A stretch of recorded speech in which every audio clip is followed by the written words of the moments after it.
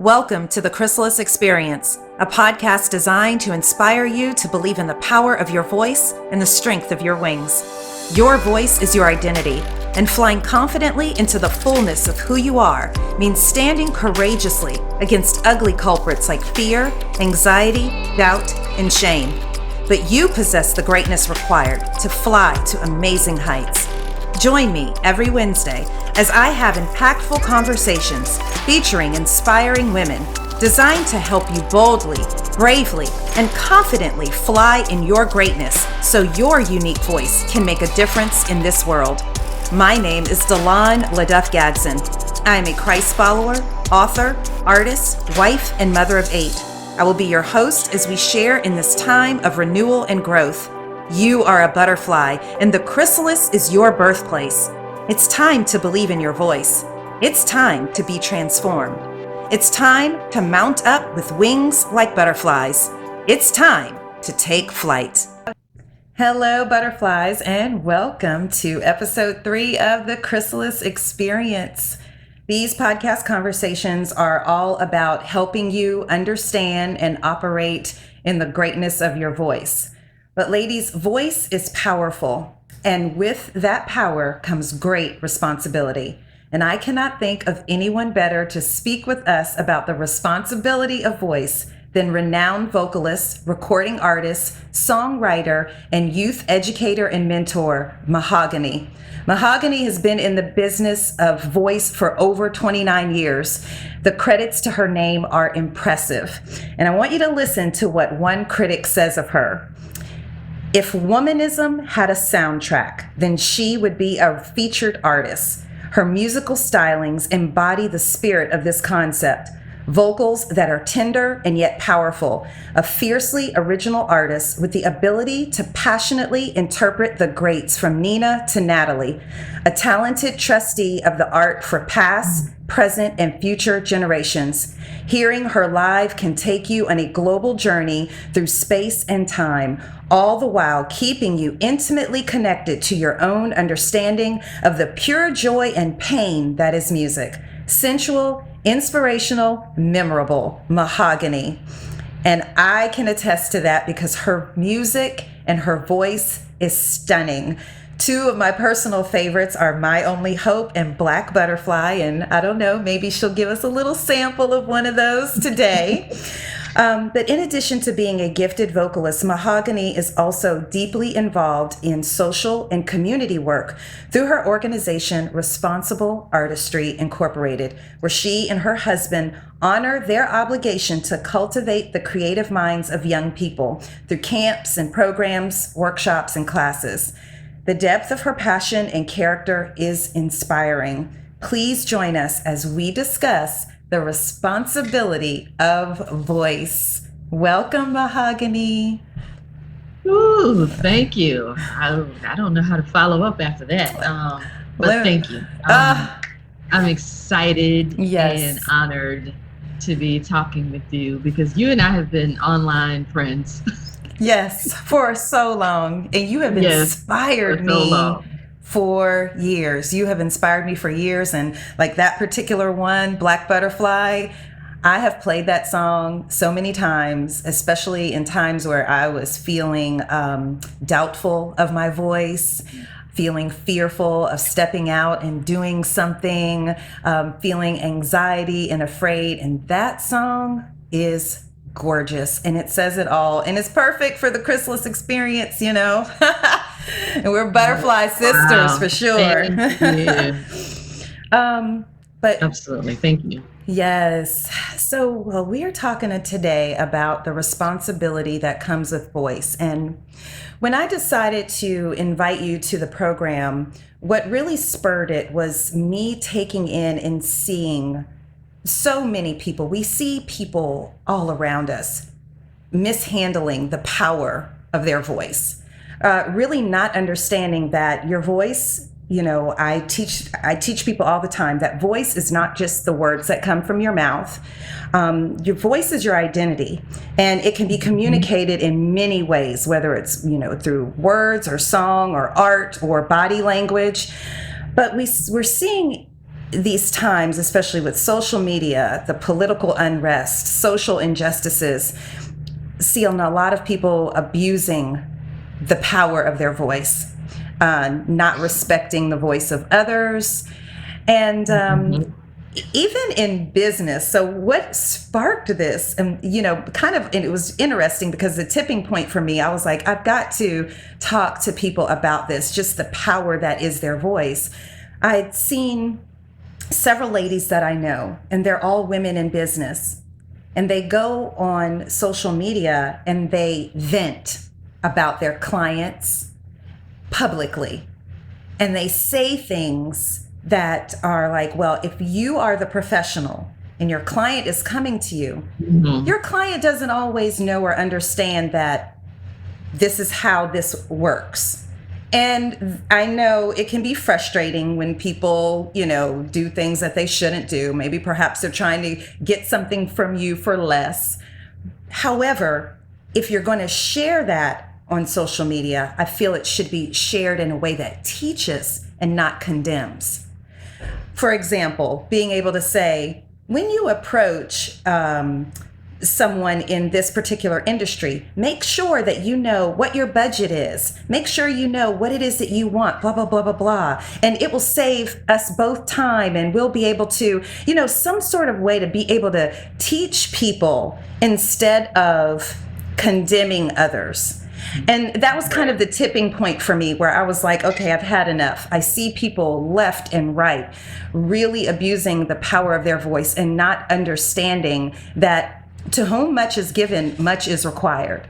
And we have all been given our identities, our voices. God did not create us to be these weaklings. He placed power within us.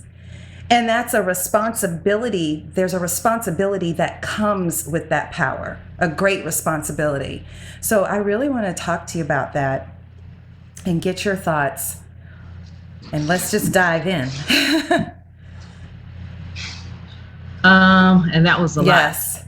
I think one of the first things I got from what you just said is being able to use any situation as a teachable moment. Yes. Right. And then understanding that you have a teachable moment, and then figuring out the best way to be of service to the person that you may have had it with. Mm-hmm. Wisdom doesn't always come with age, it comes with experience. Mm-hmm. So older doesn't mean they're going to handle it wisely. Absolutely. And I think that's what you were speaking on, seeing people use their platform to, talk about somebody publicly, even name names. Right. And and then it gets messy, and things go viral, and that can be dangerous. Yes. It can be dangerous in a lot of ways, because people will start to message people privately. People have gotten death threats, over things like that. People have committed suicide over things like that. And so the responsibility of the voice, like, you really, really have to understand the significance of what you're putting out. And you talked about how the voice is, your voice can be loud without you even saying anything. Mm-hmm. It can be your skin color is your voice. Yes. When I go out with my head wrap, I'm saying something without even speaking any words, and people will look at you, and they'll take their own perception of how you're dressed. Right. And I can have on a T-shirt that says Black Excellence, and some people will do like this, and then some people will give you the side eye. And so I absolutely understand and relive the responsibility of the voice. Mm-hmm. And it is, I think more people, because of last year, they made the decision to use their platform and do it responsibly. And then some people, it was a learning curve. They got through it, and then on the other side of it, they realized okay, I can use my platform, to actually make the world a better place. I saw a lot of that happening. A lot of organizations reaching out to, I know a lot of organizations reach out to me and to us, and was just because of all the racial tension, that was going on, and just finding out, okay, how can we be an ally? How can we be of service? Right. What can we do better? And, wanting to just use their platforms in a much, much better way. Absolutely. Now, the ones who don't, we cannot focus on them because we can't save everybody. That is so true. That is so true. We can only do the best that we can. Right. Right.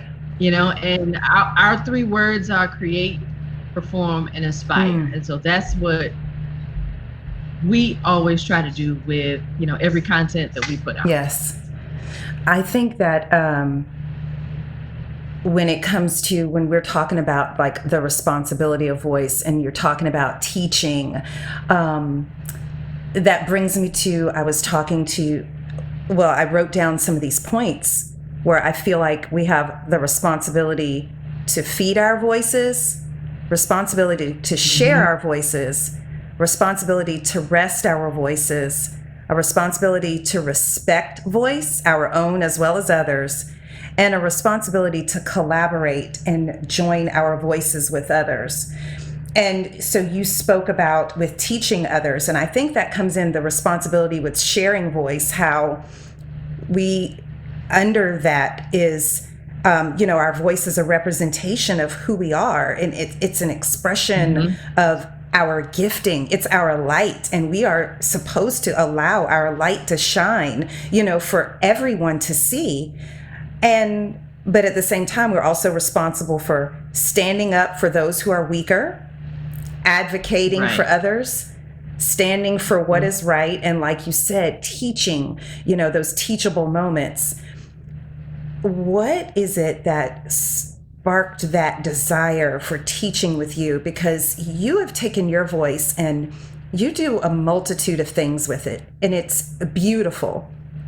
So you sing and you write music, and you're artistic and creative, and you and your husband, you have this organization where you pour into young people, and you teach them, and you inspire them, and you pull creativity from them. And I have seen the work of some of your students and the behind the scenes of what you do with them, and it is a beautiful thing.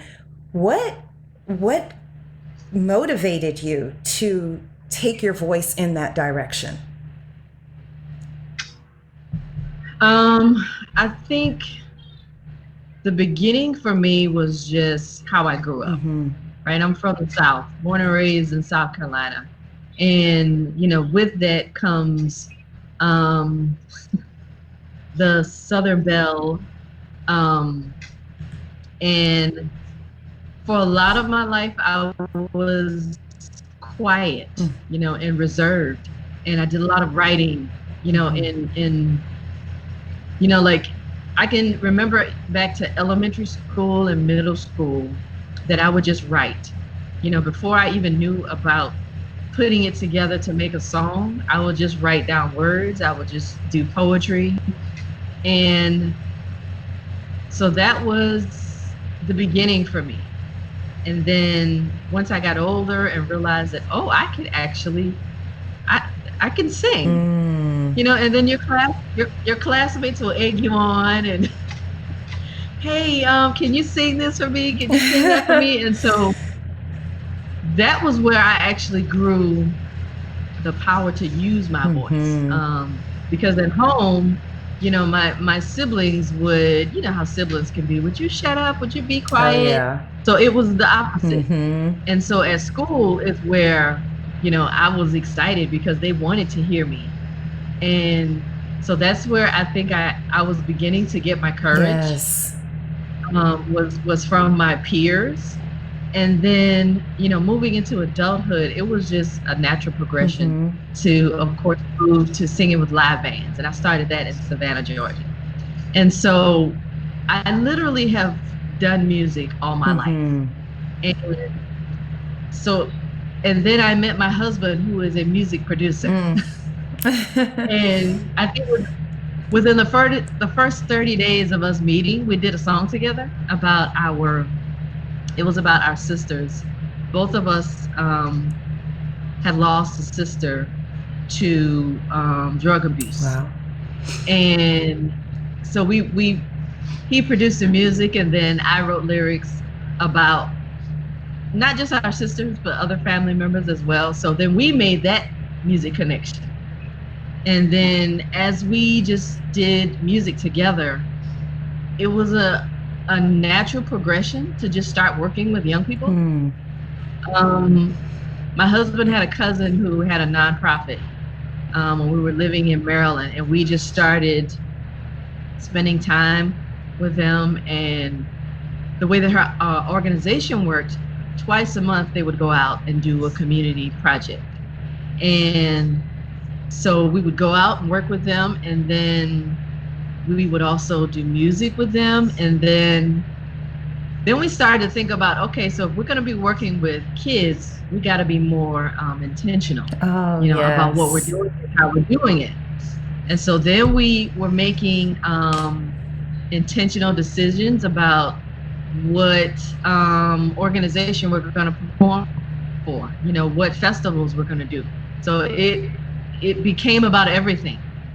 And then that's where actually Responsible Artistry was born, out of that. Yes. Because we, saw the responsibility. And in the very beginning, I think our mantra was using our influence as artists to enhance and save lives. That's what it was. Just, we called it a campaign, and those were the words that we used. So that's where it came from. Just, it was a beautiful, nice progression. Nothing forced. It just, happened very organically. That is wonderful. And that word, when you spoke it, it just jumped out at me, intentional, because that's what it is. It's when you're responsible with your voice and with your platform, you are intentional about what it is you are doing, what you're saying.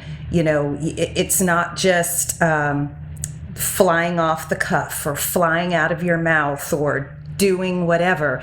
It is really very strategic in your approach. And I find it really interesting that you received that acknowledgement from young people, and you turn around and now it's like you're honoring that, because had it not been for, yes. I never thought of that. Yeah, that's good.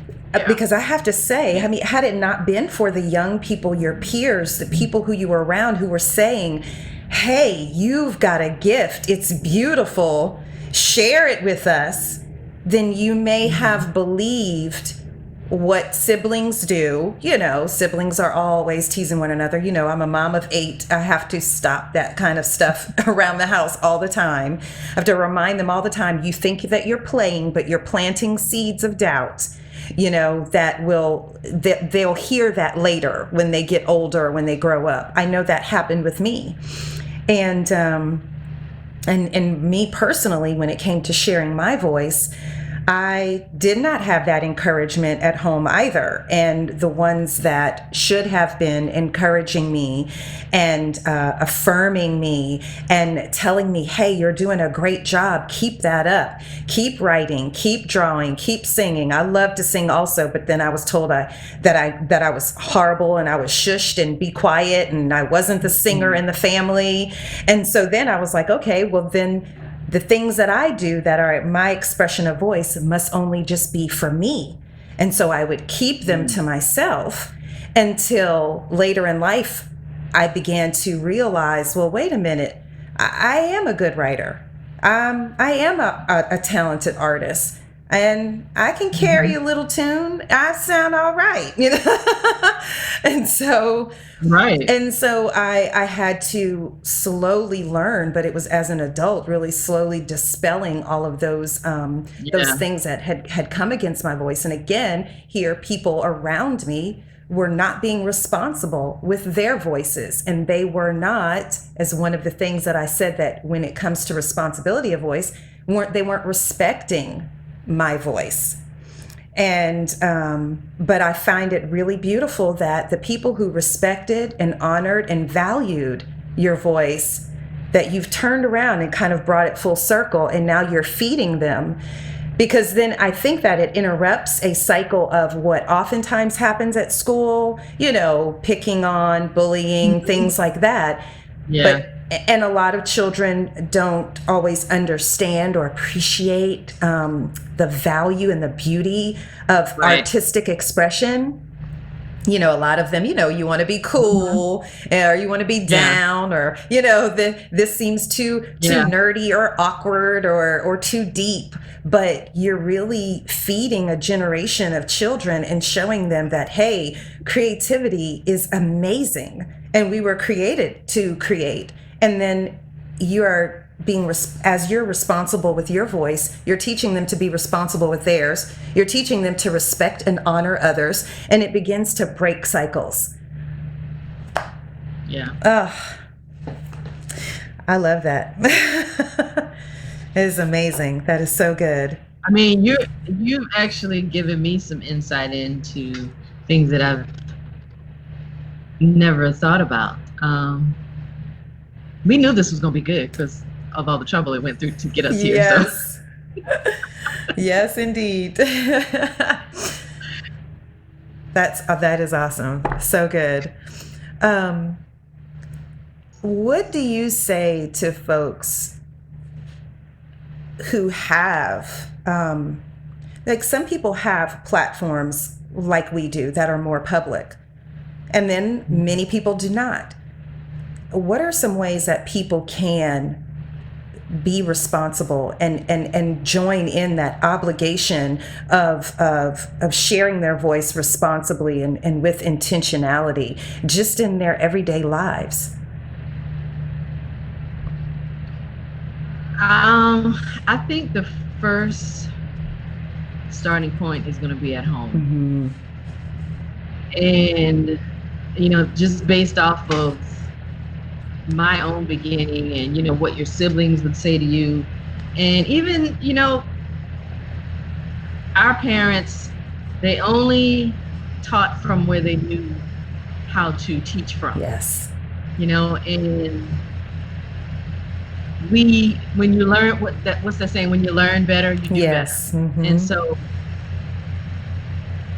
we should be able to teach our children differently than our parents taught us, you know, and just like you said, with your children, teaching them how to interact, you know, differently than we did with our siblings, because it's so hard peeling those layers away of years of people telling you to shut up, and people telling you to be quiet, and people telling you you're not enough of this, or you're too much of that. And, you know, and little by little, they don't even realize that they're dimming your light. Yes. And then we become adults, and it takes us years to pull that away for that light to, you know, shine bright again. And so I think the first place to start is at home. And with, you know, with what we do with the kids, and I know my husband specifically, his job in the past was actually to go into the homes, you know, and he would build, you know, curriculums and things for the families to do together. And so I think that's why, that's one of the biggest things why it works, you know, because he has that background in working with families and being directly in school and working with school officials and administrators. So he has that perspective where he knows all the things that our children deal with. That's why we can be, youth advocates, because when you know what how a principal is coming at your child, how a teacher who is not of your community, but they come into our schools and they don't know our children, they don't respect our children, right. They don't love our children. And so when a child has to deal with all of that, somebody has to help them, somebody has to speak up for them. And so we just fell right into that lane. Yes. And it's something that we love doing, because a parent can't always be an advocate. Mm-hmm. A parent has to go to work. Right. And then they have to put their children in the care of somebody. And so when it's us, my husband calls us, we're farmers. We're always throwing seeds into them. Yes. And so being that advocate, yes, it starts at home, but we can also, as a part of the village, when you have that opportunity, give them grace, mm-hmm. Give them kindness, and give them the space to drum if they want to. Yes. Draw if they want to, dance if they want to. If they want to be a motivational speaker, then, give them the space to do that at home. Right. Because that's what we do. We give them the space. And then if they're comfortable, with what we create and with what we do, so we just try to be a gateway, because when a parent comes to, let's say when we do summer camp and on Fridays, that's the day that everybody performs, mm-hmm. and you see your child doing something, you're like, oh my God, I didn't even know that they were that good or that they were even interested. Isn't that something? And so now that you know that, now you have the opportunity at home to continue to, help them grow into, because that may be the career. That's right. That may be their purpose. That's right. Absolutely. When we were just kind of piggybacking off of that, when I was just researching and looking up some things in preparation for us to talk today, I came across this scripture that I had never heard before, James 3, verse 5.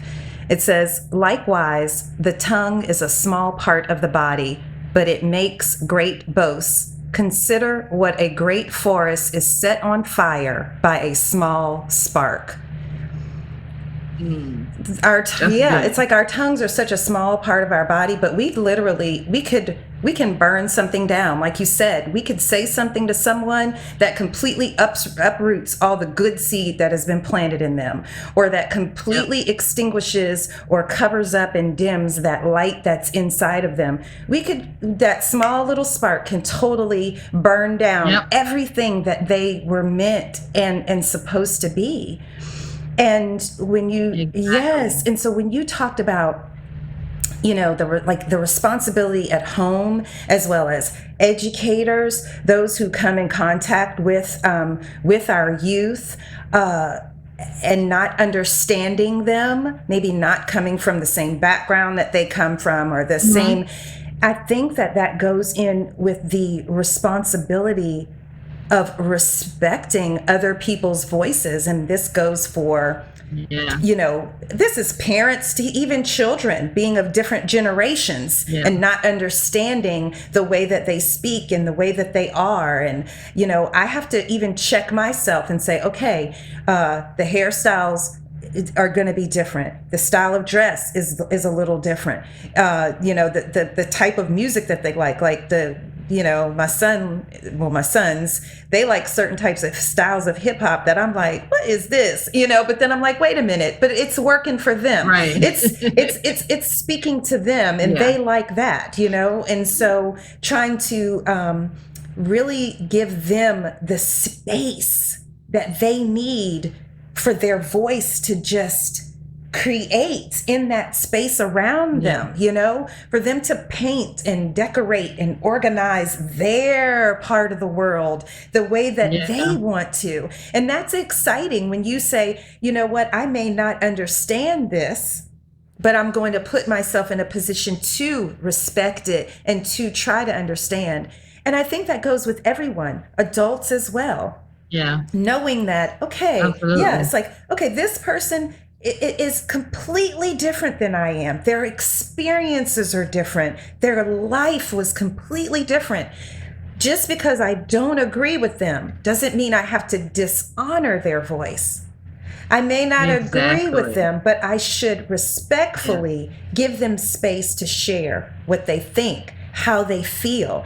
I should respectfully give them space to express who they are. You know, they may be different. They may look differently. Maybe they wear things that you wouldn't wear, or, you know, things like that. It's like, I'm going to respect that person to be who they are and to shine in the way that they choose to shine. Now, of course, that means that we're not supposed to just start blabbing over people like, you know, like that whole theory of keeping it 100. Like, I think that's an excuse to just be very blunt and hurtful in what you say. And then you're like, well, I'm just keeping it real. No, you can keep it real, but still keep it respectful. Yes, exactly. You can keep it real, but still honor the person that you're speaking to. And it doesn't have to be a ending of a relationship if two people don't agree. There could be well, we don't agree. I see it this way and I see it this way. Can we build a bridge and try to understand how the other person thinks and feels? You know, but of course, like you said earlier, that comes with wisdom. And wisdom doesn't come that often. In terms of feeding our voices, because I think in order to even be responsible in terms of delivering your voice and sharing your voice and respecting other people's voices, I think we first have to start with helping people understand how to even feed and nurture and cultivate their own voice. What do you think about that? What do you say to that? Oh man, that's a good one. And there's so many ways to, you know, feed your voice. So it's we've been on this journey of a healthy lifestyle in terms of what we put inside our bodies, you know, what we feed our body. And because of, you know, the health issues that my husband has gone through, he's vegan. And so I was vegan until I realized, okay, I need more than he needs. My body requires something different. You know, the things that there are foods that will fight against our body. And when you know that food doesn't agree with your body, right? You stop eating it. Right. So you feed your voice physically. You know, there are things as a vocalist and even, you know, people who are public speakers. I have teas that I drink, and people who sing and people who are, you know, also public speakers, just people who really want to take care of their voice. You know, there are special teas that we drink. We do our water at room temperature, and then our diet, you know, our physical diet. Like I stopped with ice cream years ago before, you know, we went on the venture of going vegan. And that was because I wanted to take care of my voice. I wasn't even thinking about my body. Right. I just wanted to take care of my voice at the time. But, you know, the more I dug into it, I realized, okay, there's things that I need to do if I want to, you know, continue to sing for as long as I can. There are just things that I need to do, you know, and so that was the physical part of the voice. And then once we were, you know, we had challenges with health issues, then we realized, okay, what we're actually putting in our body, we need to rethink that. And so we went vegan and vegetarian. Yes. And then I was saying mentally, things that we just listen to on a daily basis. And you mentioned, that your children, of course, they listen to different music than what we listen to, right? You got your hip hop, and you got your new rap that's much different from our hip hop. Right. And I was thinking that even if, because they're going to listen to it when they're not with us, right? Whether we like it or not. And so one of the things we do at camp, for music appreciation, we'll put on something that we loved as a child, or something that our parents, put us onto, to give them something else to counteract that other stuff they're going to listen to, and then they'll have a much broader appreciation of music as a whole. Right.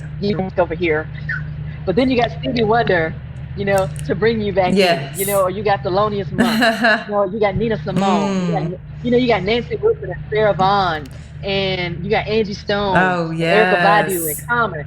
You know what I'm saying? So we give them something else to say, okay, even if you listen to that, let me pour this into Consider you. This.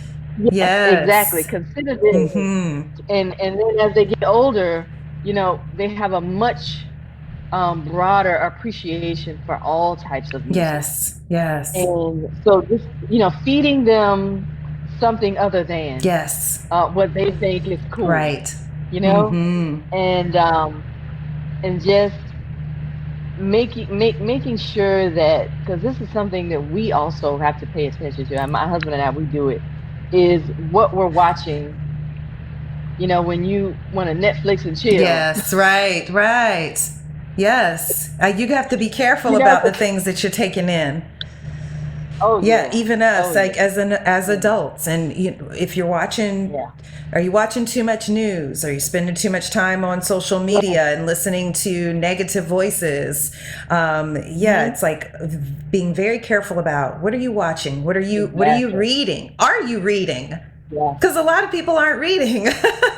It's like, read, it's like, are you reading, and what are you reading, and what are you listening to? Are you praying? Are you spending time with God? Are you going out in nature and allowing just nature and creation to feed your voice and your creativity? Are you taking time? I didn't even get the spiritual side. Yes. Yes, absolutely. Like, are you taking time to listen to, like you said, other things that you wouldn't listen to? Are you talking to people that maybe you wouldn't normally, interact with or spend time with, just to hear other perspectives or see, other ways of doing things? And like, are you being open, and you're feeding, taking the good and filtering out the bad and keeping what's good? Try to keep the bad out. But keeping what's good and allowing that to kind of merge into who you are, and absolutely.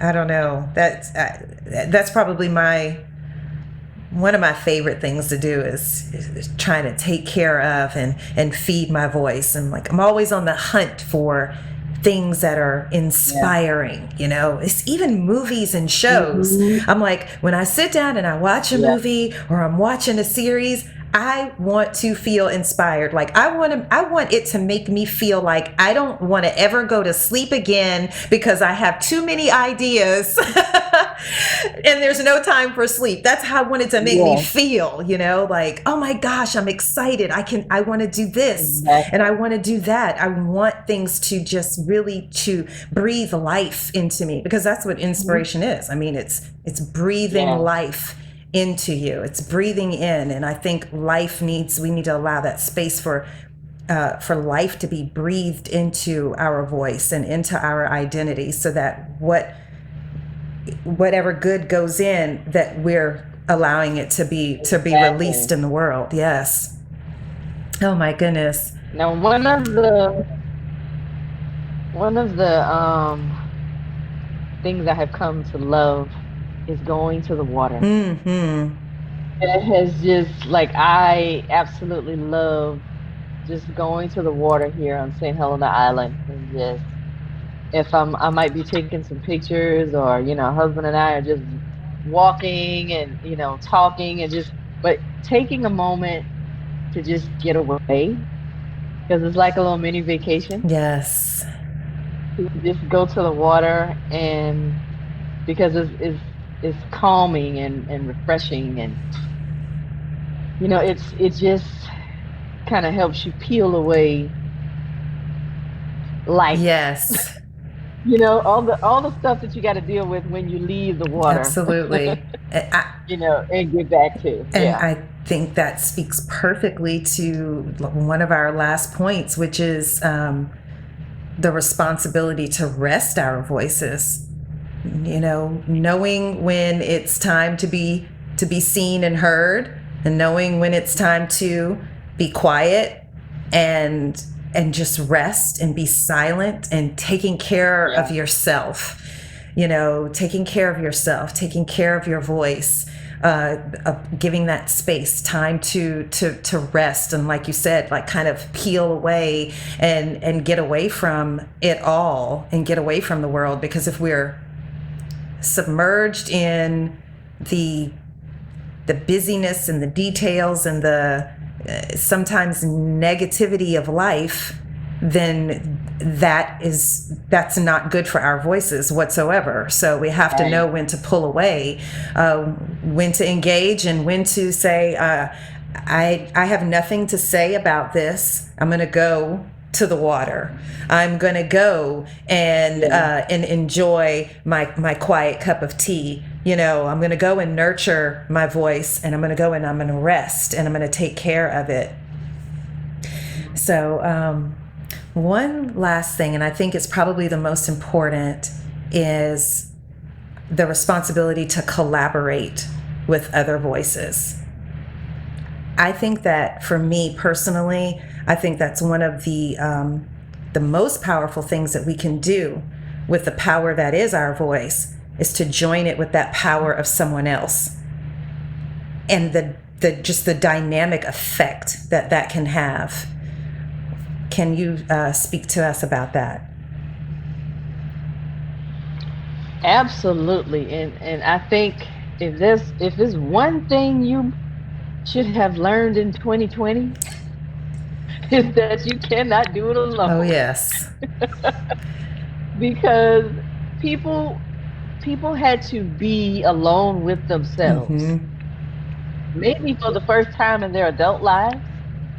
And I think a lot of people realize that I cannot do this alone. And not even talking about collaboration when it comes to a project or art, but collaborating with people to help you heal yourself.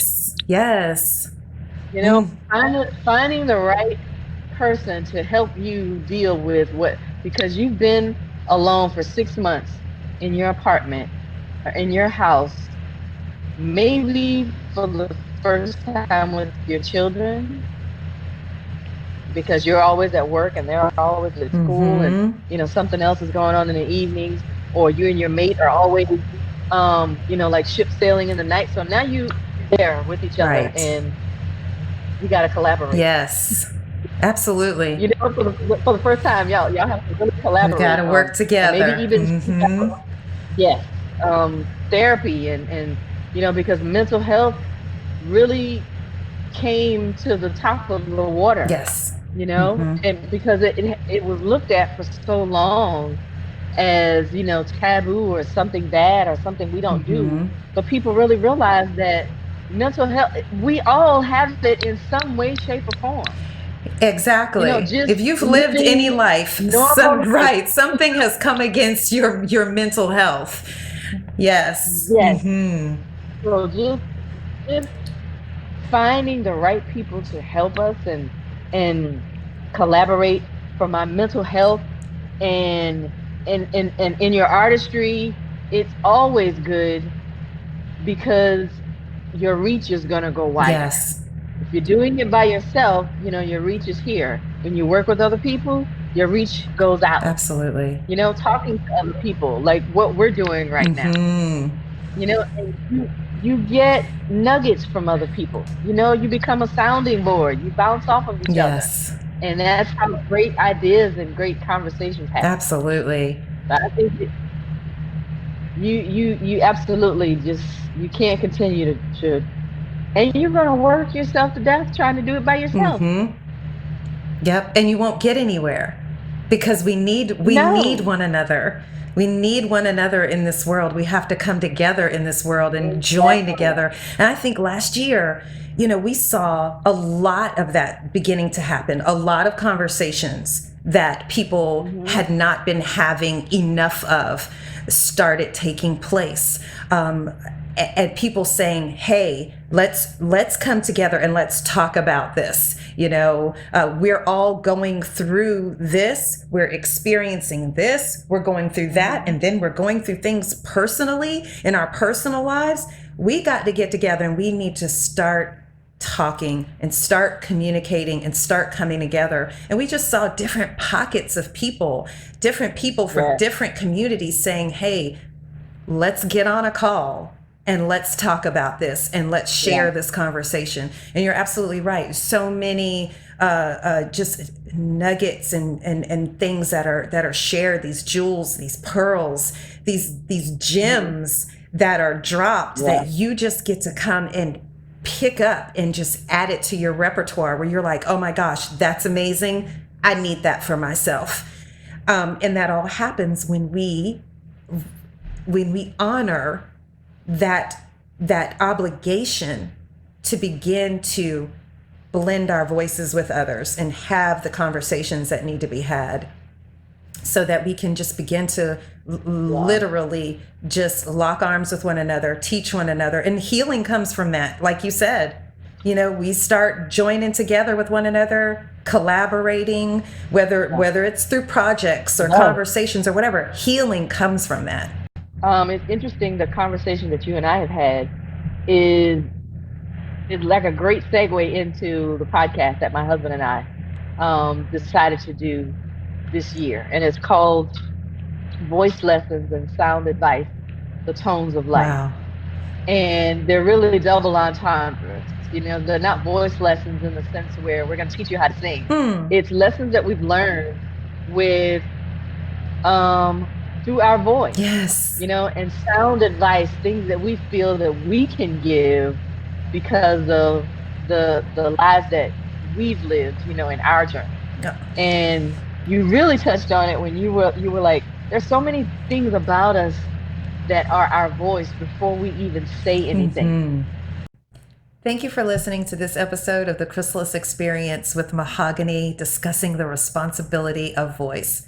For more about her music, the upcoming podcasts, and her nonprofit, visit her at mahoganee.com, responsibleartistry.org, or responsibleartistrystudios.com.